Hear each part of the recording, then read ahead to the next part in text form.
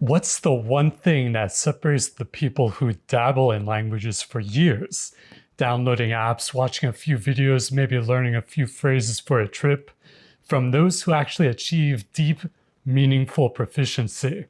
Not just getting by.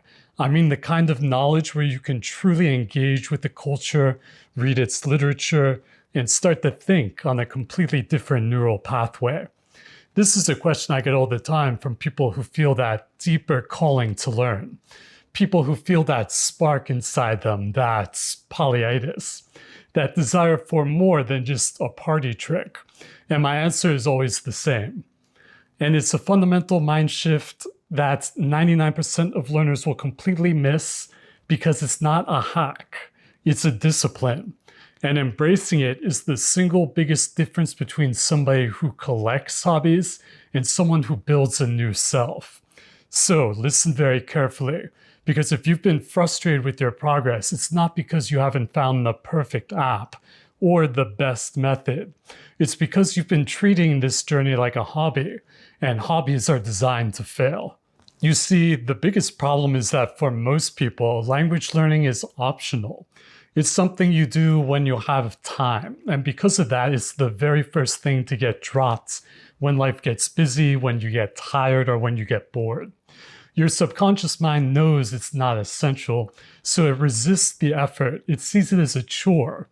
And this leads to the flawed solution we've all tried, the cram session. You get a sudden burst of motivation. Maybe you booked a trip to Italy and you go hard for 3 weeks. You're learning, you feel great, but then the trip is over, the motivation fades, and you drop it. 6 months later, you can barely remember how to say hello. That up and down cycle is a recipe for frustration. It doesn't build the deep, lasting knowledge, the permanence that we're all after. It just leaves you feeling like you failed again. But what if I told you there's a way to make it stick, to make it an inevitable part of your life? The solution is a principle I live by: systematic regularity. This sounds serious, and it is, but it's also the key to making this entire process fun and effortless. Systematic regularity is the antidote to the hobby mindset. It's the foundation for becoming a mental athlete. This isn't about intensity, it's about consistency. It's your training regimen. And here's exactly how you build it. It's not about what you study, it's about how you build the discipline to show up. First, you have to start absurdly small. I love James Clear's book, Atomic Habits. The core idea is that your goal isn't to learn the language. Your immediate goal is to build the habit of showing up. So forget studying for an hour. Start with just 15 minutes a day, same time, same place, every single day. Second, you use habit stacking. Link this new 15-minute habit to something you already do without fail. For you, it might be coffee. The rule is, after I brew my morning coffee, I will open my German book. The coffee is the trigger, the language study is the routine. It becomes automatic. Third, you track your time. Keep a simple log, a notebook, a spreadsheet, whatever. Write down 15 minutes German. That's it. There's something incredibly motivating about seeing those numbers add up. It provides a tangible sense of progress that balances out the days where you feel like you aren't learning anything. I remember when I was younger, a friend of mine, Katie, was disgusted when I pulled out my language flashcards at a hypnotist show. But it's that consistency that makes the difference. So why does this simple system work so well? Why is it so powerful? Because it trains 3 different aspects of yourself at the same time. Number 1 is self-discipline. You aren't just learning Russian or Sanskrit. You're learning how to make a promise to yourself and keep it. That ability is a meta skill. You can take that discipline and apply it to anything in your life, your fitness, your work, your creative projects. I've found that the discipline from my language study has transferred directly to my writing projects. Number 2, it rewires your identity.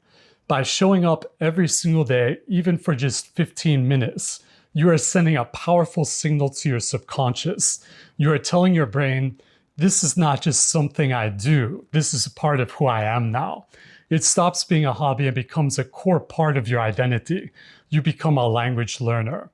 And number 3, it builds permanence. This is the peeling the onion approach. The slow, steady, daily application is what makes knowledge stick. When you learn this way, the languages become a part of you. They don't rust. I've picked up books in languages I haven't touched in years, and the knowledge is still there because it was built layer by layer, day by day, not crammed in a week. Now, here's where it gets even better. Once you've established the core habit of systematic regularity, you can level up by combining it with a holistic lifestyle. Because a true polyliterate isn't just a brain in a jar.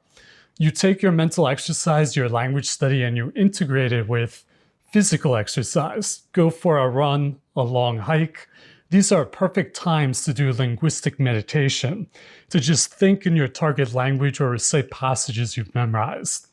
Or creative exercise, practice scriptorium. Learn calligraphy for your target language. Learn to play a traditional instrument like the daegum, which Professor Arguez learned in Korea. It connects you to the culture on a different level. Or spiritual exercise. Practice meditation to improve your focus. Say your prayers or mantras in sacred languages like Latin, Sanskrit, or Arabic. This is how you prevent burnout. This is how language learning stops being something you do and becomes part of how you live. And this is what separates the serious student, the developing polyliterate, from someone who just dabbles with Duolingo for a few weeks. You're not just playing a game, you're on a path of self-mastery. So here's your first step, your call to action. For the next 7 days, I want you to pick one language, just one, and you're going to set a timer for 15 minutes every single day and just show up. That's it. The only goal is to not break the chain. Let me know in the comments which language you are choosing for your 15-minute challenge. Let's create some accountability. Of course, you can always add on more languages later. And remember that exception I was talking about, those people who think there's a right time to learn or that they're too old or too busy? The exception is that there is no perfect time. The journey of 1,000 miles begins with a single step. And the true reason to do all of this, the final payoff, isn't just to be able to speak French or Japanese. The ultimate goal is transcendence. It's the ability to transcend the limitations of being born in one country with one language at one time. We are using language learning as the means to achieve self-mastery, to expand our consciousness and to live a richer, more connected, more disciplined life. That is the true profound why behind all the hard work, and it's a journey that is absolutely worth taking. If this idea of building a language lifestyle excites you, I have 2 things that will take you even deeper. First, I want to give you all of my future language books for free. They're exclusively for my newsletter subscribers. In the newsletter, I also share my best kept secrets, tools, and the specific systems I use to stay fluent. It's my inner circle for serious learners. That's the first link in the description. Second, if your main focus right now is Spanish, I want to give you an unfair advantage. I'm releasing a new app that uses the cheat code mnemonics system to install Spanish words directly into your long-term memory. It's the end of forgetfulness. To get on the exclusive early access list, click the second link in the description. So, 2 paths for you. Join the inner circle or get the Spanish cheat codes. Pick the one that's right for you. Thanks so much and good luck studying.